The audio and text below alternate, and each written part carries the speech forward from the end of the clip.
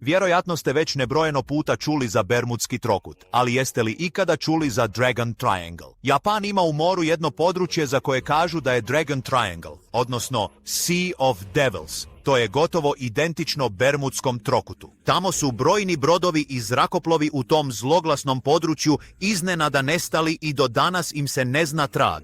1912. godine Japan je poslao istraživački brod radi istrage, ali on je zajedno s čitavom posadom zauvijek nestao. U prvom desetljeću 1950-ih nestalo je i nekoliko ribarskih čamaca, što je među ljudima izazvalo strah i zapanjenost. Prema znanstvenicima sve se to događa zbog prirodnih uzroka poput podvodnih vulkanskih planina i seizmički aktivnih područja, ili naglih i silovitih oluja, no neki i dalje vjeruju da ovdje djeluju mitske skrivene sile. Istina? Što je to zapravo? To i danas ostaje velika misterija. Zbog toga Dragon Triangle i danas nastavlja zbunjivati ljude diljem svijeta.